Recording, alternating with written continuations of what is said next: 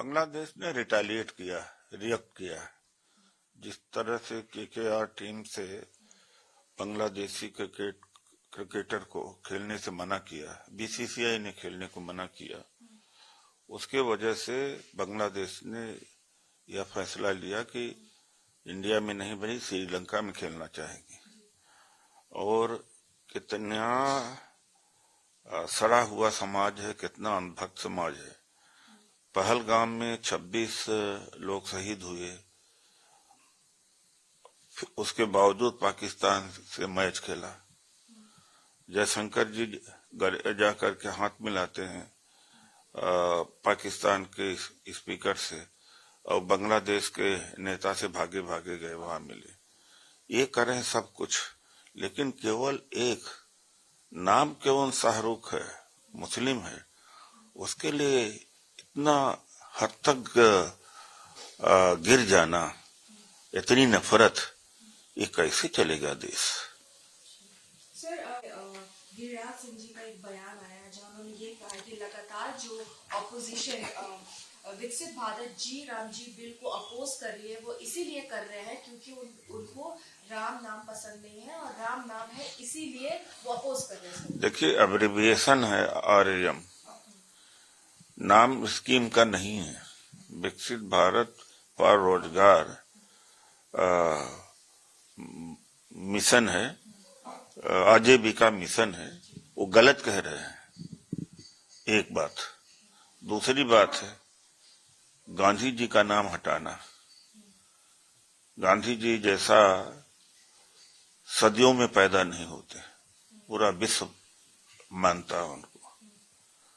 और उसी के साथ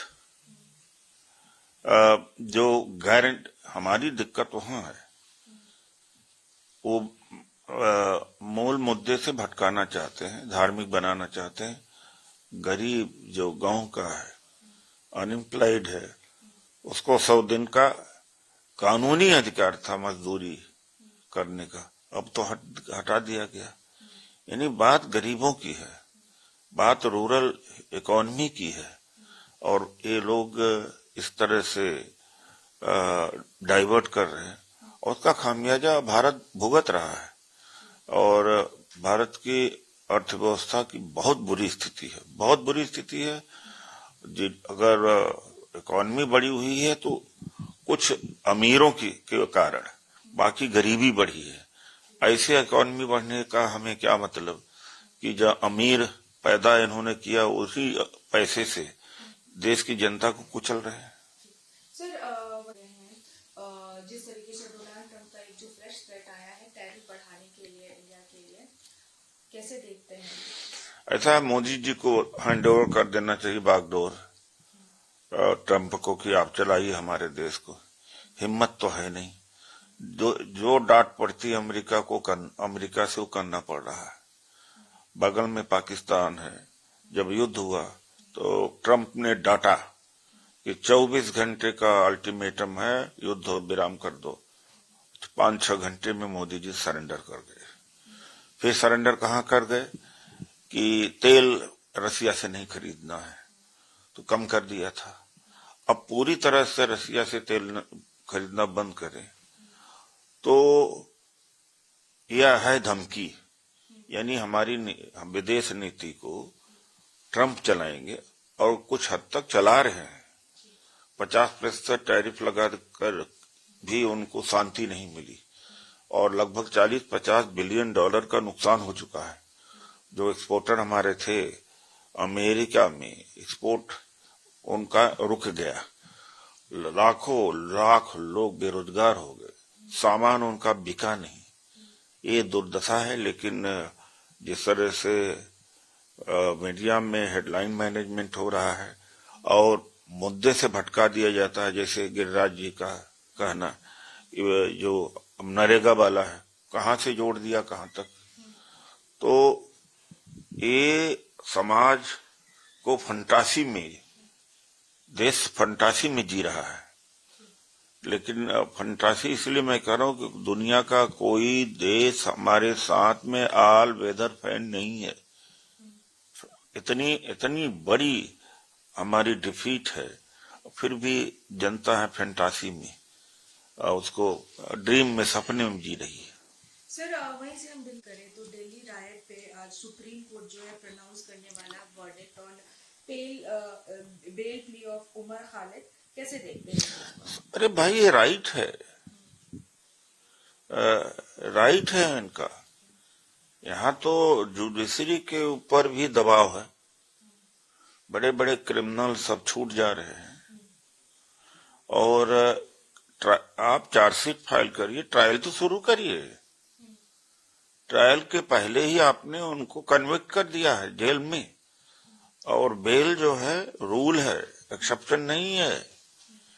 लेकिन मुस्लिम तो हैं, इसलिए उनके साथ भी इस तरह से व्यवहार हो रहा है।